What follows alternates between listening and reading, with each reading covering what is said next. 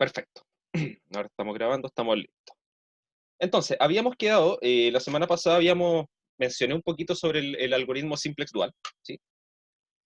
Que en esencia lo que yo les dije era que trata este caso que por algún motivo, en la última columna del tablero del simplex me aparece algún valor negativo, ¿sí? Ahora, el algoritmo simplex en sí, desde un comienzo lo podíamos entender como que nos parábamos en un punto extremo del poliedro y empezábamos a saltar a los siguientes hasta encontrar el óptimo, ¿sí? Ahora con la noción de dualidad y lo que hace el algoritmo simplex dual lo podemos entender de otra forma.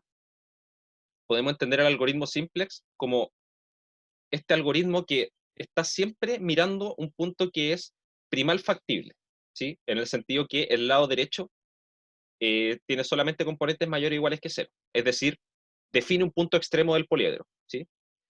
Pero la primera fila tiene elementos que pueden ser negativos, ¿sí? Y eso, por como vimos, que en realidad en el teorema de dualidad fuerte en la demostración lo vimos, está definiendo un punto que es primal infactible, ¿sí? O sea, perdón, dual infactible. Eso significa que el vector pi que está definido por ahí entre medio no pertenece al conjunto factible del problema dual, ¿sí?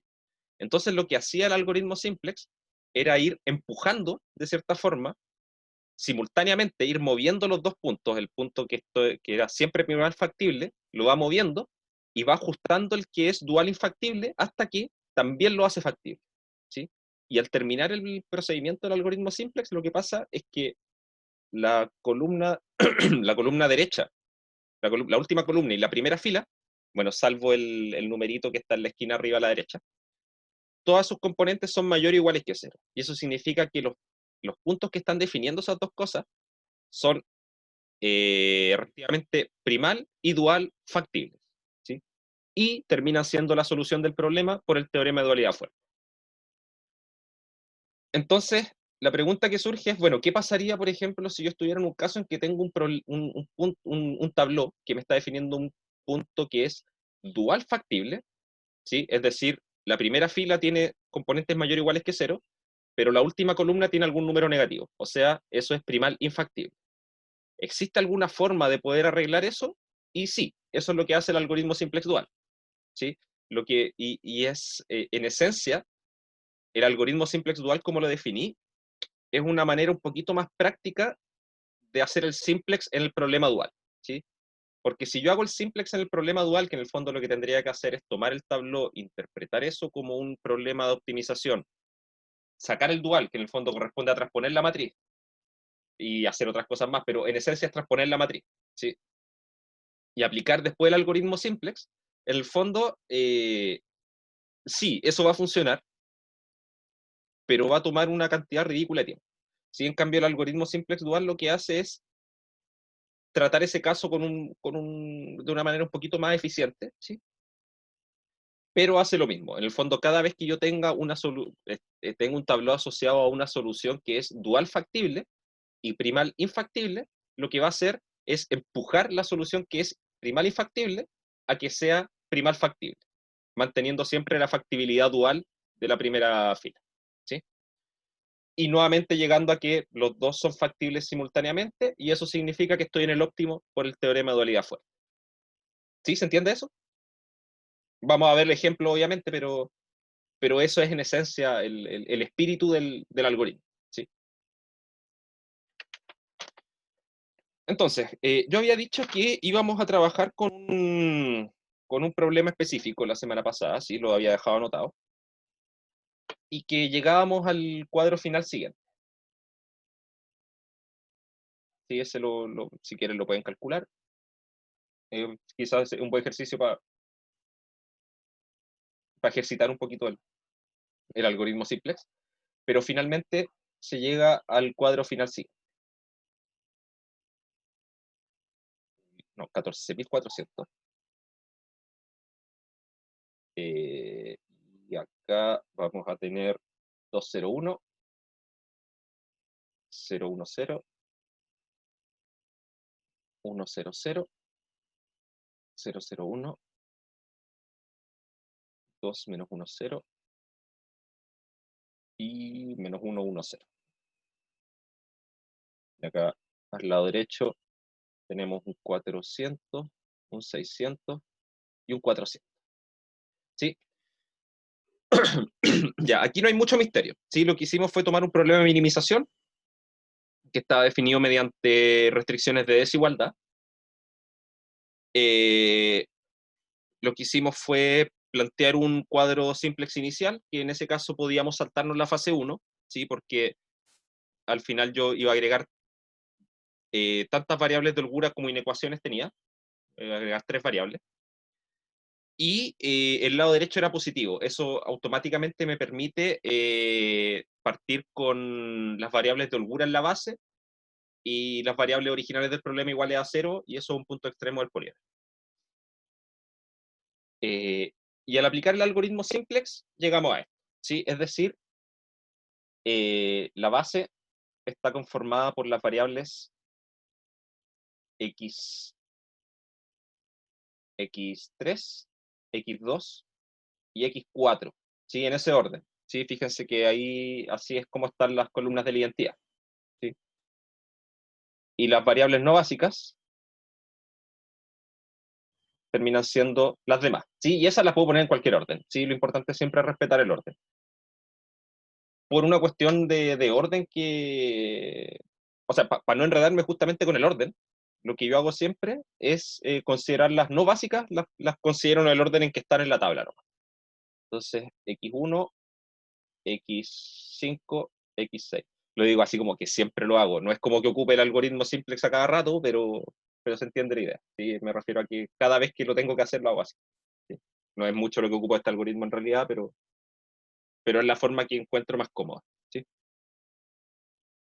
Entonces tenemos esto de acá. Esa son la información que tenemos a partir del tabló, ¿sí? Es súper importante eso, que a partir de ustedes de un tabló que se les entrega, un tabló óptimo como este, ¿sí? Fíjense que tengo el lado derecho positivo, arriba también es todo positivo, ¿sí? Así que esto me está definiendo un tabló óptimo para el problema, ¿sí? Eh, entonces lo que yo quiero hacer acá es trabajar un poco con esto. Aquí tenemos que la solución x estrella va a ser el vector. Y recuerden que originalmente el problema tenía solamente las variables x1, x2 y x3, ¿sí? Entonces, aquí fíjense que x1 vale 0, ¿sí? Porque es una variable no básica. x2, estoy acá, es la segunda columna, y el 1 lo tengo acá, así que x2 vale 600, y x3, que es este de aquí, vale 400, ¿sí? Y puedo anotar acá al lado lo que son las variables de holgura, que son x4, x5 y x6, que esas valen 400, 0 y 0, ¿sí? X4 estaba en la base, y las otras dos son variables no básicas, ¿sí? Y el valor óptimo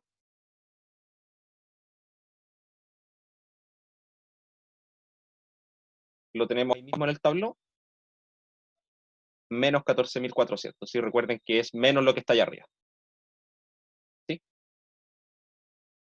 Consulta. ¿Alguna duda con esto de una vez que, si a mí me entregan un tablón óptimo, ¿se entiende bien cómo leerlo?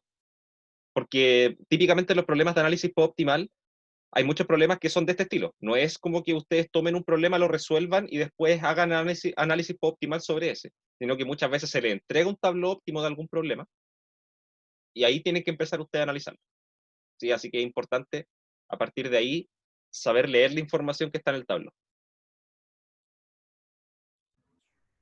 A mí no me quedó tan claro cómo encuentro el X de holgura y el Ya, X óptimo.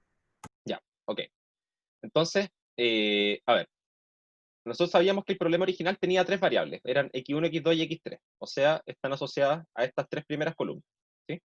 Y las variables de holgura son las que están asociadas a las últimas 3 columnas, que esas son las variables que agregué, ¿sí? Porque el problema original era con desigualdades de menor o igual, ¿sí? Entonces, ¿qué es lo que hago yo acá? Yo sé que necesariamente como mis variables no básicas, ¿sí? las que no tienen las columnas de la identidad acá abajo, son la 1, 5 y 6, ¿sí? Entonces yo sé que los espacios que están asociados a esas tres variables van a ser 0, ¿sí? Entonces acá x1, x5 y x6, ¿sí? Me faltan los valores de las otras tres, x2, x3 y x4, que es la primera de acá del vector de holgura, ¿sí? Entonces, ahí yo veo, me paro en la columna de x2, bajo, encuentro el 1. Y donde está el 1, me muevo hacia la derecha hasta el fondo y veo qué valor está ahí. Y ese es el que va, ¿sí? Así que x2 vale 600. X3 es lo mismo. Me paro en la columna de x3, busco dónde está el 1, está ahí, me muevo hacia la derecha, llego al 400. Así que el 400 va ahí en x3. Y en x4, me paro en la cuarta columna, busco dónde está el 1, me voy hacia la derecha, llego al 400, así que el 400 está ahí. ¿Sí? ¿Se entendió un poquito ahora? ¿Un poquito mejor ahora? Sí, súper. Ya, bacán. Entonces, este es el problema. ¿Sí? Me entregaron este tableau, automáticamente del tableau yo puedo sacar esta información. Profe, yo una pregunta. Dime. ¿El tableau siempre va a estar ordenado con las variables desde el x1 hasta el x máximo? Eh, Podría no ser así, pero en general sí. O sea, no hay motivos para reordenar ahí las columnas.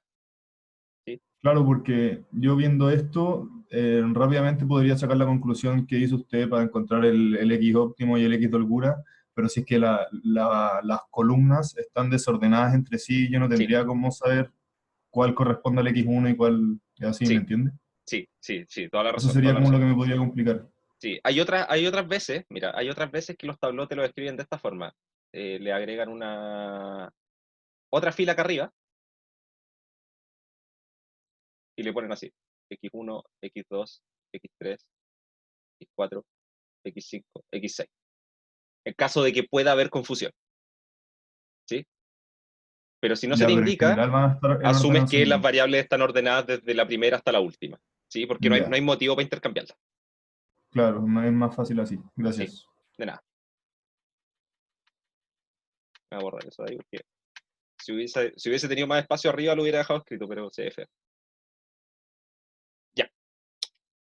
Entonces, yo había dicho que finalmente en el análisis optimal hay 4 casos posibles, ¿sí? Que puede variar mi función de coeficiente en la función objetivo, ¿sí? Mi función de costo. Puede variar mi vector de recursos, que es el lado derecho. Puede ser que yo introduzca al problema una variable nueva, o podría ser que dentro del problema yo introduzca una nueva restricción, ¿sí? Entonces vamos a tratar todos esos casos. Resulta que si yo miro esto de acá y supongamos que, a ver, originalmente,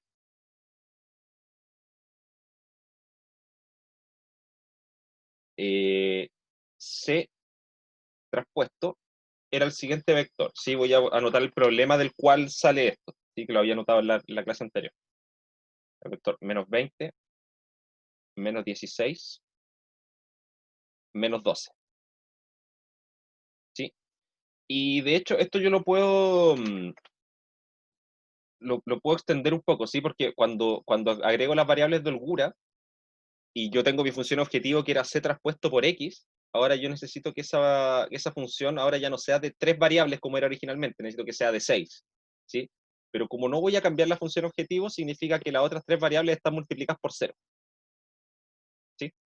Así que ese es mi vector, digamos, eh, mi vector de costos, ¿sí? Entonces, ¿qué pasaría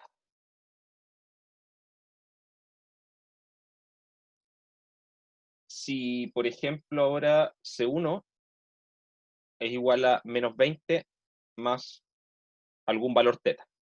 ¿Sí? Voy a modificar ese valor, ¿sí? Esto es lo que podemos llamar análisis optimal, pero más precisamente a esto le llamamos análisis de sensibilidad, ¿sí?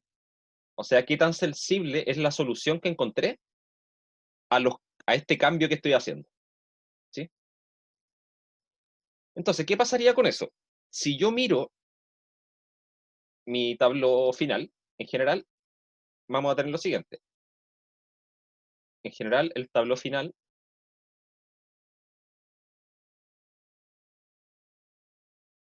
salvo reordenamiento de columnas. Y esto es para poder escribirlo de forma simple.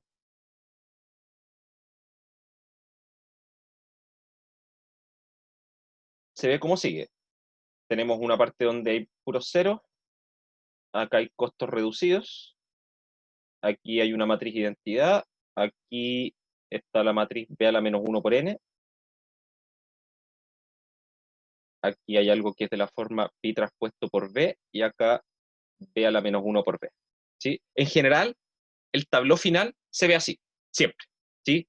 Salvo que las columnas estén reordenadas. ¿Sí? Porque claramente este tabló final que está acá arriba, ¿sí? En ninguna parte tiene la matriz de identidad ordenadita, ¿sí? Pero la tiene desordenada. ¿Sí? A eso me refiero. ¿Sí? Entonces, este tabló de acá yo le puedo reordenar sus columnas para que se vea de esta forma. ¿Sí? Entonces, fíjense que el único efecto de un cambio en el vector C, en general, podría ser no solamente C1, sino que podría ser cualquier otro valor que cambie. En el vector C se refleja en los costos reducidos.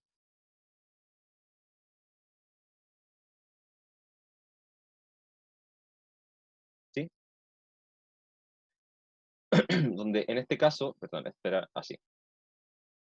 Los costos reducidos traspuestos, ¿cómo se definían? Eran los costos reducidos del problema, perdón, los costos no básicos del problema, ¿sí? O sea, los costos de las variables que no son básicas, menos los costos de las variables básicas por B a la menos 1 por N. ¿Sí? Esa es la forma en que esto se define. Bueno, entonces, para poder estudiar esto, si yo cambio el vector C, ¿qué va a pasar? Resulta que si reemplazamos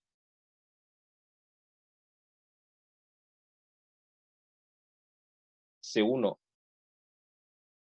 igual menos 20, que era ese el original, por C1 igual a menos 20 más teta, donde teta es algún número real, lo que va a pasar es que los costos reducidos van a cambiar, y va a ser lo único que va a cambiar en el tablero. ¿Sí? En el fondo lo que hago es iniciar mi procedimiento de simplex de nuevo, pero sabiendo que ya estoy en un punto extremo, ¿sí? Que este de acá, el que está definido por este lado derecho. ¿Sí? Entonces lo único que voy a hacer es recalcular los costos reducidos. Bueno, y en este caso, ¿cuáles son los costos no básicos? Recordemos que las variables no básicas eran la 1, 5 y 6, en ese orden. Entonces mis variables no básicas acá son la 1, o sea, tengo que tomar C1, menos 20 más teta, la 5, que tenía costo 0, y la 6, que también tiene costo 0. Y a eso le resto las variables básicas, ¿sí? Que eran en este orden, ojo, en este orden, la 3, la 2 y la 4. ¿Sí? Entonces, tengo la 3 que tenía costo 12, la 2 que tenía costo 16 y la 4 que tenía costo 0. Y eso lo tengo que multiplicar ahora por la matriz B a la menos 1 por N. ¿Sí? Bueno, entonces para eso yo tendría que conocer B, tendría que conocer la inversa de B, tendría que conocer la matriz N. Al menos eso parecería en un principio, pero no. Porque resulta que si yo miro el tabló, la matriz B a la menos 1 por N está escrita allá adentro. ¿Sí? Y es justamente, si yo me voy al tabló que tenemos acá arriba, es justamente lo que me queda aquí abajo, en esta esquina de abajo a la izquierda, cuando elimino las columnas de la identidad. ¿Sí? Lo que me queda ahí, en ese orden, así tal cual está, es justamente la matriz B a la menos 1 por N. Entonces, lo que vamos a hacer ahora es, a ver, denme un segundito. Un segundo, que quiero chequear algo acá. Sí. Entonces, lo que voy a hacer acá es multiplicar esto por la matriz B a la menos 1 por n, que es la que les decía arriba. Es lo que me queda, la columna, la primera es 201.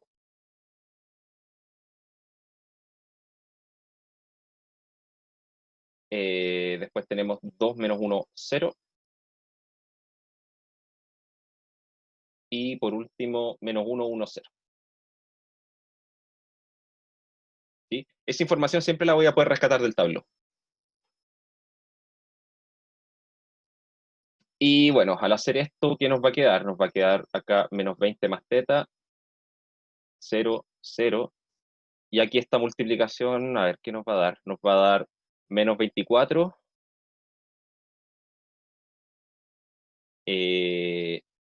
En la otra va a dar menos 24 más 16. Son menos 14 más 6, menos 8. Y en la última acá nos va a dar 12 menos 16, menos 4. ¿Sí?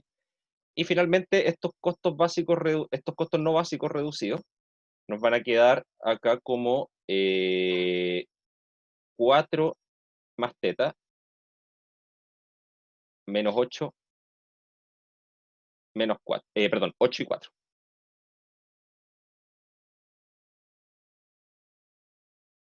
¿Sí?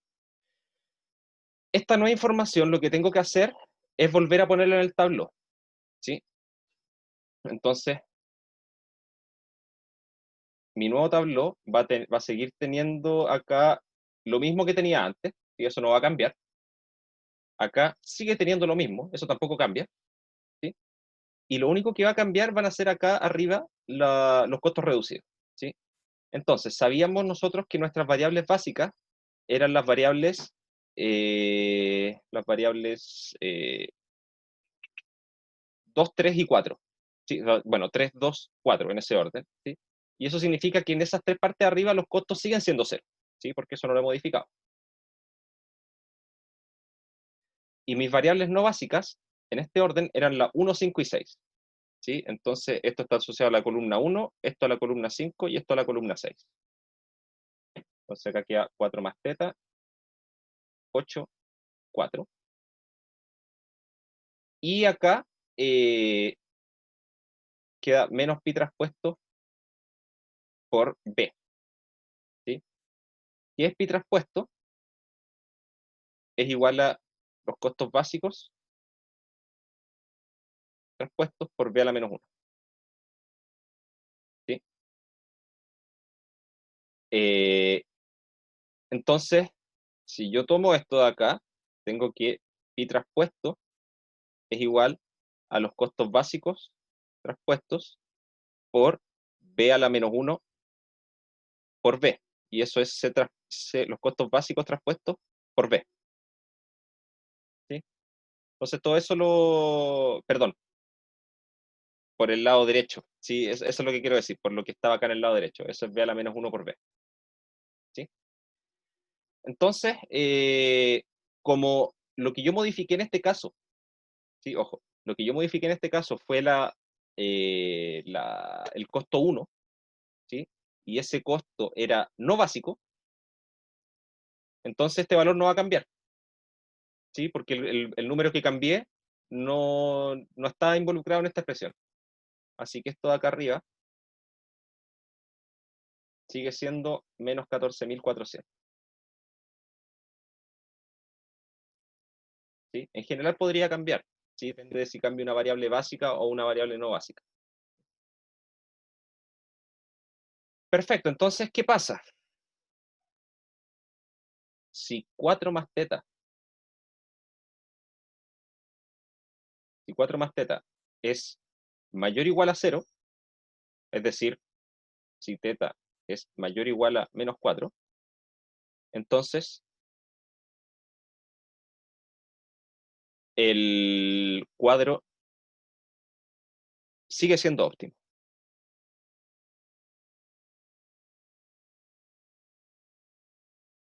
¿Sí? Porque igual me vuelven a quedar cosas mayor o iguales que 0 arriba. ¿Sí? El valor óptimo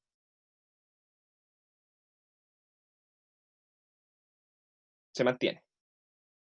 Esas son las cosas que puedo decir. Y el punto extremo también. ¿Sí? No cambió nada más. No cambió absolutamente nada. ¿Sí? O sea, yo cambié ese costo, pero el problema quedó exactamente igual. ¿Sí? La única diferencia es que ese costo es un poco distinto arriba de ese costo reducido, pero sigo estando en un cuadro óptimo. Y en el otro caso, si θ es menor o igual a menos 4, perdón, es menor que 4, que menos 4, entonces el cuadro ya no es óptimo. ¿Sí? ¿Y qué hacemos acá? Nos aparece un costo reducido que es negativo. Aplicamos una iteración o aplicamos iteraciones de simplex.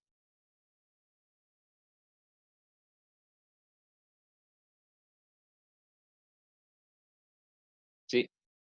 Entonces, claro, si me va a quedar esta columna que va a tener un negativo arriba, ¿sí? Entonces aplico una vez más el algoritmo simplex y eso me va a cambiar el punto extremo donde voy a estar trabajando. ¿Sí? ¿Eso qué significa? Significa automáticamente que mi punto donde yo alcanzaba el óptimo cambia. ¿Sí? Porque de hecho lo que voy a hacer, voy a tener que hacer entrar la variable x1, la voy a tener que hacer entrar a la base. ¿Sí? Así que eso me va a hacer cambiar el punto extremo con el que estaba trabajando. ¿Sí? Bueno, y eso me da un rango. O sea, yo sé que ahora C1, si lo muevo entre... yo sé que si le sumo le puedo sumar cualquier número que sea mayor o igual que menos 4. ¿Sí? Y ahí voy a seguir estando siempre en el mismo óptimo.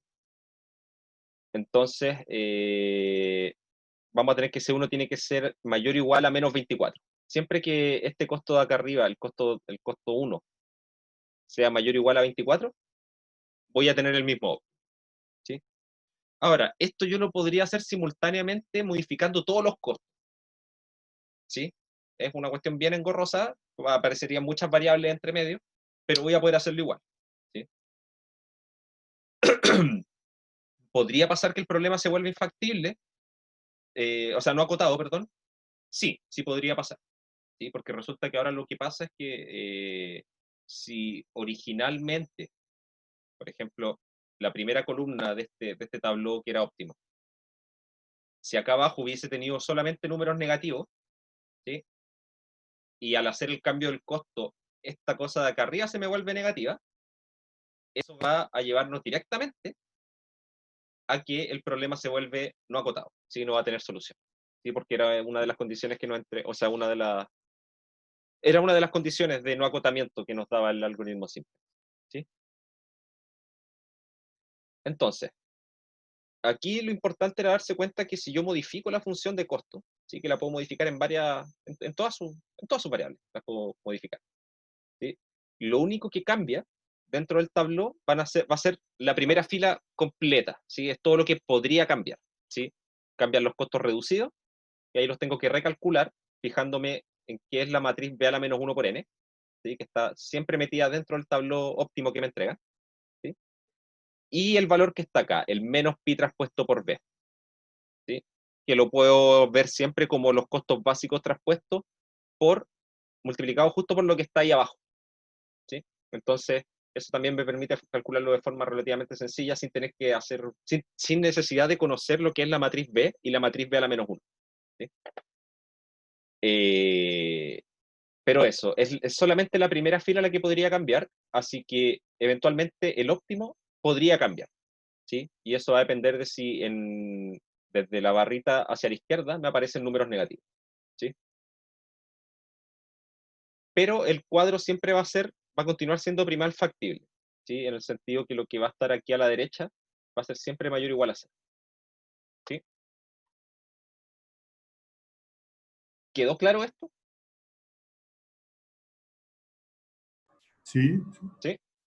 Genial. te da una tolerancia reajustar la variable, ¿no? El Exacto. costo de la variable. Exacto, me dice en qué intervalo voy a poder mover un poco ese costo para poder seguir estando donde mismo. Y si lo muevo un poco más, también me indica cómo proceder para encontrar el nuevo óptimo, sin tener que resolver el problema desde cero de nuevo, sino que continuar desde donde estaba. ¿Sí? Perfecto. Entonces, veamos otro caso. ¿Qué pasa si ahora varía el lado derecho?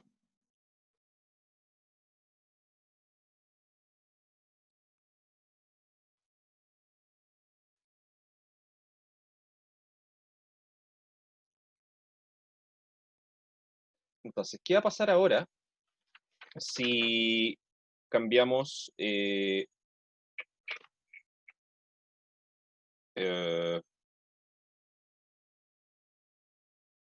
si B, que era originalmente igual a, déjame ver qué vector era, lo tengo anotado acá, 400, 1000, 1600. Sí, eso lo estaba anotado en el problema que dejé anotado la clase anterior, perdón. ¿Sí? Y es del problema que, que lleva al cuadro óptimo que puse al principio. Por ejemplo, si ahora lo cambio a este vector, ¿sí? Entonces, lo que va a pasar acá es que si yo miro el tablo óptimo, que en general nuevamente se ve de esta forma, ceros, costos reducidos, traspuesto, matriz identidad, B a la menos 1 por n, menos, de hecho, esto lo voy a anotar de la otra forma, costos básicos traspuestos por B, ¿sí? Perdón, por B a la menos 1, costos básicos traspuestos por B a la menos 1 por B, y acá B a la menos 1 por B. Ese es el cuadro óptimo que yo tenía en un principio, ¿sí? Entonces, ¿qué pasa? Resulta que ahora yo voy a tener que, si yo miro este cuadro, era óptimo, ok, no tengo ningún problema. Pero aparte de eso, el vector B solo influye en los valores que están aquí arriba a la derecha y aquí a la derecha abajo, ¿sí? Entonces, ¿qué podría pasar? De hecho, ¿saben qué? Voy a cambiar ese valor de B y quiero cambiarlo. Quiero cambiarlo. Esto lo quiero cambiar. Lo voy a cambiar por, pensando un valor acá que me tire algo negativo. Eh, a ver, B3 tiene que ser mayor o igual que B2. Esto, o sea que esto lo voy a dejar así. Voy a cambiar esto por 400, 1000 y lo que voy a cambiar el de abajo. Y este lo voy a cambiar por 900. ¿Sí? Para que nos enfrentemos con un problema y tengamos que aplicar el algoritmo simplex dual. ¿Sí? Perfecto. Entonces voy a pasar de este cuadro óptimo a un nuevo cuadro óptimo, bueno, perdón, a un nuevo cuadro, a un nuevo tabló, y ahora va a ser, voy a trabajar con la misma matriz B, ¿sí? Con las mismas variables básicas, pero cada vez que me aparezca el vector del lado derecho B, lo voy a reemplazar, ¿sí? En el fondo estoy haciendo el recálculo de de todo el tabló.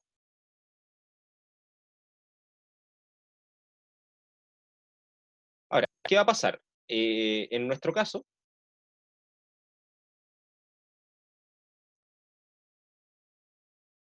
como, eh, como la base está dada por las variables, eran x2, x3, x4 y x2, en ese orden, si no me equivoco. x3, x2, x4.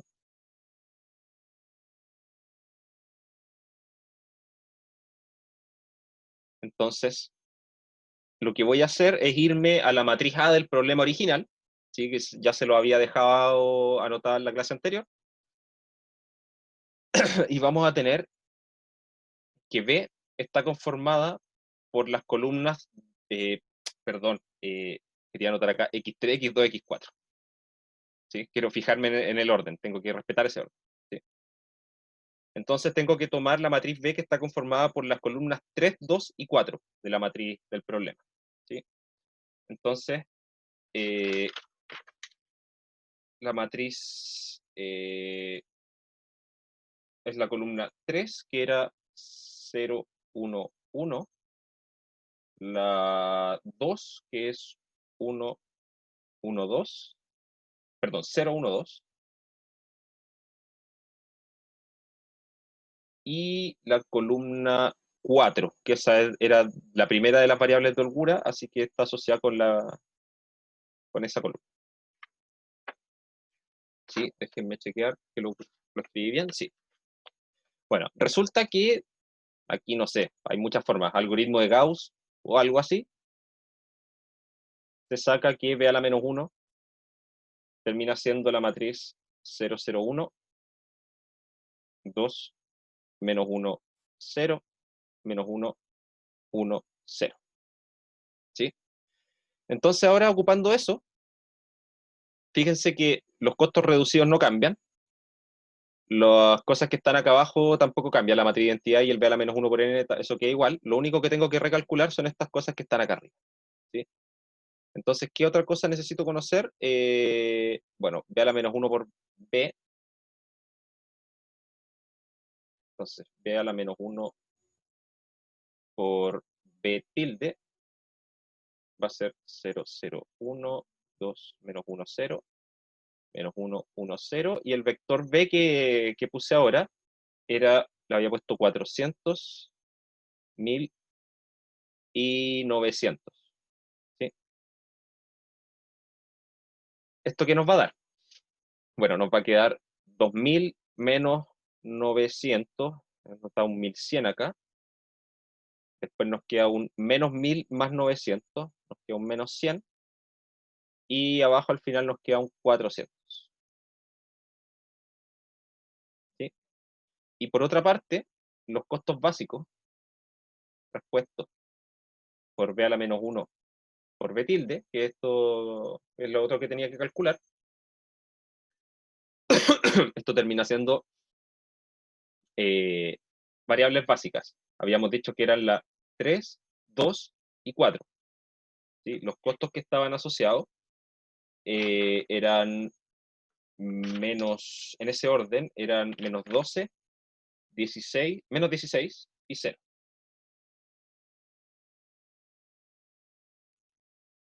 ¿Sí? Eso, tal cual como estaba en el problema original, eso no cambia. Bueno, y esto lo tengo que hacer el producto con el vector 1100 menos 100, 400. Bueno, y esto qué va a dar menos 0, 0. A ver, esto es 12.000 más 1200, 13.200. 13.200 más 1.600. Y bueno, esto da 0, 0, 6, 2, no, perdón, 1, 11.600.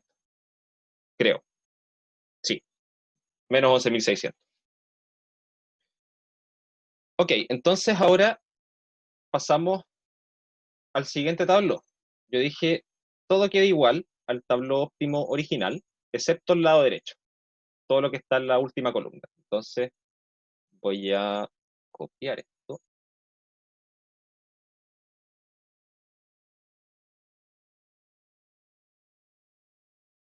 Pegar. ¿Sí? Todo queda igual, excepto lo que está aquí y acá arriba. ¿Sí? Acá arriba tiene que ir el negativo de este valor. ¿Sí? Entonces nos queda 11.600. ¿Sí? Le cambio el signo. Y en el lado derecho me quedo esta brutalidad. 1100, que ya se ve feo porque esto no me está definiendo un punto que es factible. ¿Sí? Entonces tengo que tratar de solucionar eso de alguna forma. ¿Ya? Y aquí es donde entra en juego el algoritmo simplex dual. ¿Sí? Porque ahora fíjense que lo que estoy trabajando acá es un punto, que según lo que me dice acá arriba este es un punto que es dual factible. ¿Sí? Esto está asociado a un vector pi que es factible para el problema dual, pero es primal infactible. Entonces tengo que ocupar la versión dual del algoritmo simplex, que lo que hace es empujarme esta parte que es infactible para hacerme la factible de nuevo. Entonces, ¿qué decía el algoritmo simplex dual? Me dice, obviamente, si todo lo que está acá al lado derecho es mayor o igual a 0, entonces estoy en el óptimo. Como no es así, voy a tomar cualquiera de estos que sea negativo. Tengo uno solo. ¿Sí? Entonces voy a tomar ese. Después lo que tengo que hacer es chequear sobre esta fila. Si todos los números que están acá son mayores o iguales que 0, el problema automáticamente es no acotado, el dual. ¿Sí? Y eso significa que el primal es infactible. ¿Ya? Pero tenemos un número negativo, ¿sí? Que es este de acá. Entonces, para ese que es negativo, lo que voy a hacer es tomar el máximo de las divisiones siguientes.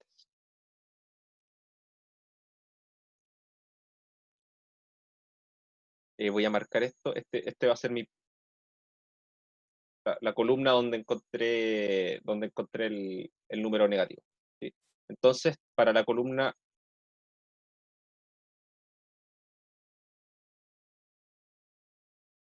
en este caso es la columna 5, ¿sí? Hacemos las divisiones, las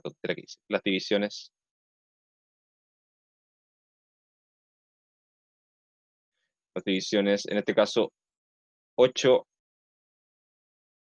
es que no sé cómo ponerlo, las divisiones de la fila del elemento superior.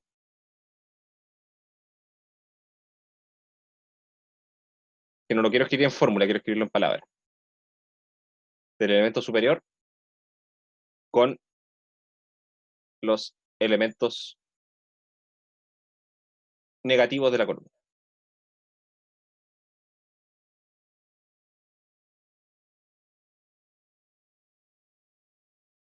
¿Sí?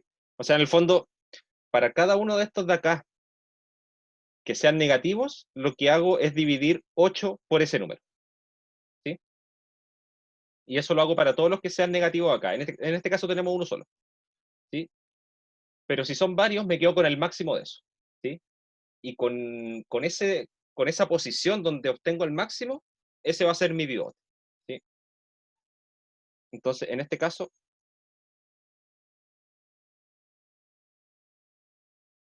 llegamos a que el pivote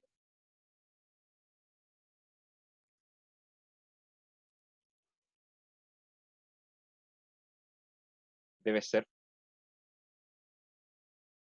ese -1 que está marcado. ¿Sí? Es el único posible que tengo. ¿Sí? Si tuviera otro, tengo que hacer esas divisiones y quedarme con el máximo. Y lo que ahora hago es pivotear justamente en esta posición, pero en la columna, como se hace siempre. ¿Sí? Lo primero que voy a hacer acá, lo primero que voy a notar es que, claro, como voy a pivotear acá para que en esta parte, para que esta variable entre a la base, eso significa que acá me tiene que quedar un 1, ¿sí? Justo en esta posición, voy a tener que multiplicar esta fila por -1. Y eso va a hacer que se me desaparezca el número negativo que está al lado derecho. Se convierte en un positivo. Entonces, vamos a hacerlo rapidito, que nos estamos quedando sin tiempo. De hecho, ya estamos en la hora. Esa fila la voy a multiplicar toda por -1.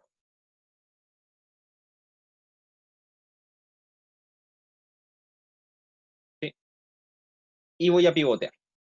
Entonces, a la fila de arriba le voy a sumar 8 veces la fila que estoy ocupando como pivote acá. Entonces acá queda un 4, acá va a quedar un 8, 0, 0, 0, y acá queda un 12. Y acá a este 11.600 le tengo que restar 800. Entonces nos vamos a quedar en 10.800. A la fila siguiente, está acá, lo que tengo que hacer es sumarle 2 veces la fila con la que estoy pivoteando. Entonces nos va a quedar acá un 2, un 2, un 1, un 0, un 0, un 1 acá. Y a este 1100 le tengo que restar 200. ¿Sí? Así que nos va a quedar en 900. Y por último, a la otra fila no le tengo que hacer nada, porque ya tiene un 0 abajito del -1. Entonces nos queda 1, 0, 0, 1, 0, 0, 400. Entonces ahora pasé a un nuevo cuadro, que es primal factible. ¿Sí? Ahora ya desaparecieron los números negativos que había a la derecha. Y también es dual factible. ¿Sí? Tengo solamente cosas positivas arriba, o sea, estoy en el óptimo. ¿Sí? Pasé al óptimo del problema. ¿Profe? Dime. ¿Podría repetir cómo eligió la columna fila pivote cuando tengo un valor negativo en el lado derecho? Sí, tengo el número negativo. ¿Sí? Escojo cualquiera que me haya quedado negativo acá, pueden ser varios. ¿Sí? Escojo cualquiera. ¿Sí? Típicamente lo que se hace es escoger el que está más arriba. O el más negativo. Y si el más negativo está más de una vez, tomáis el de más arriba. ¿Sí? Esa es como la forma como típica de hacer. Entonces toma el -100. Y chequeo acá en esta fila. Si todos los números que están acá son mayores o iguales que 0, entonces concluyo que el dual el problema dual es no acotado.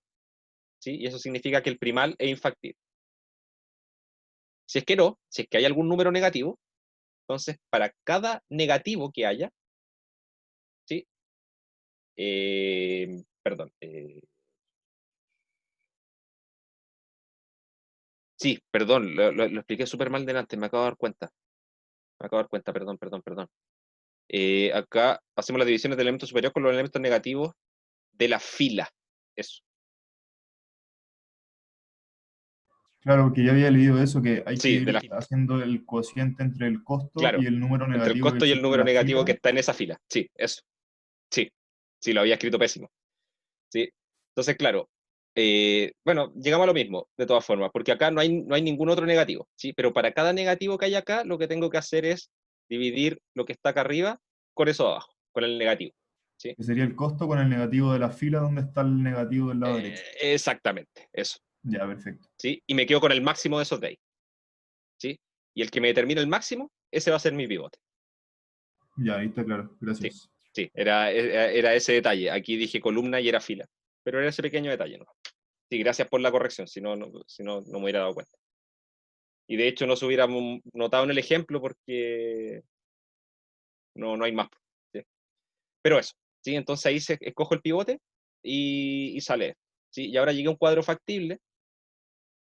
Lo que puedo concluir acá es que obviamente mi solución cambió porque cambió la base, ¿sí? Ahora mi base está conformada por x3, x5 y x4, ¿sí? Y de hecho con eso voy a tener que mi x óptimo, que son las 3 primeras variables, recuerden eso, las 2 primeras variables son 0 y la última variable es 900.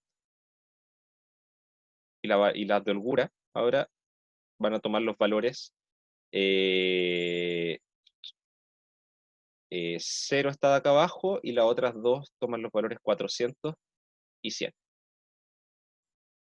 ¿Sí? Cambió por completo la solución del problema. De hecho, también hasta cambió el valor óptimo también acá. ¿Sí? Así que cambió todo finalmente. Y eso fue por el cambio que hicimos en el lado derecho, en el vector de recursos. ¿Sí? En ¿Profe? esencia, introducir una nueva variable, una nueva restricción, hace aparecer problemas similares. ¿Sí? Yo encuentro que el problema, o sea, digamos, el caso más complejo es cuando se introduce una restricción nueva, ¿ya? Y eso lo vamos a ver en la clase del lunes, no alcanzamos a verlo hoy día, ¿sí? De hecho, ya estamos pasados en 5 minutos. ¿Profe, una última pregunta? Sí, dime. Cuando yo estoy haciendo ese paso, el que le había hecho la pregunta, no Ujú. puedo hacer una división entre un costo negativo y un valor de la fila negativo porque se supone que ya hice positivos todos los costos, ¿cierto? Claro, todos los costos de arriba van a ser positivos, Ya, vale. ¿sí? Porque claro, cuando uno introduce cambios en el vector del lado derecho, ¿sí? Como cambia solamente lo de la última columna y ya estabas en un cuadro óptimo, lo de arriba siempre, te asegura que lo de arriba va a ser siempre Los positivo. costos siempre van a ser positivos. Claro, sí. Ya, gracias. Entonces nunca va a ocurrir ese caso, ¿sí? Ok. Y por eso, por ejemplo, de repente si a usted se le entregara un problema y tienen que hacerle muchos cambios, lo ideal es descomponer todos esos cambios en estos 4 cambios básicos que mencioné, ¿sí? Entonces, por ejemplo, si me dicen ya, pero este problema está este cuadro óptimo y se varía el vector de coeficientes en tanto y el vector de recursos en tanto.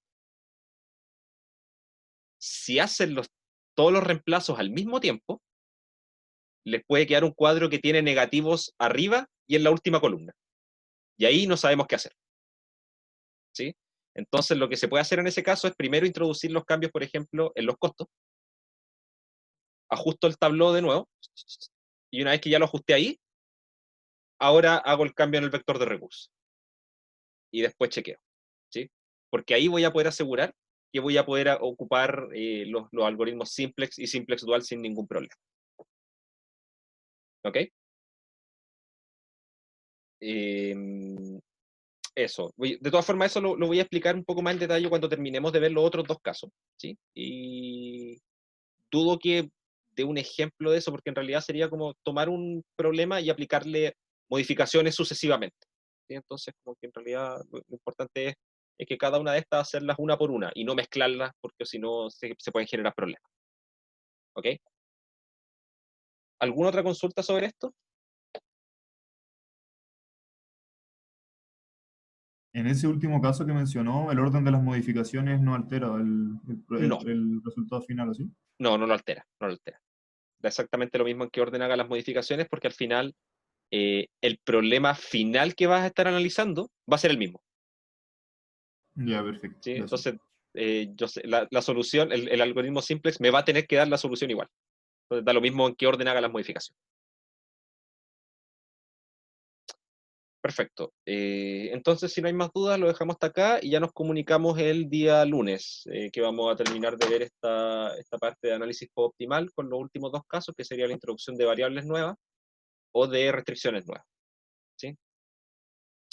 Eh, Eso, que tengan un buen fin de semana y cualquier cosa ahí nos estamos comunicando. Estén bien, chao, chao. Sí. Chao, profe, gracias. Profe, Ok, gracias. gracias. Estén Bueno, bien. profe. Profe.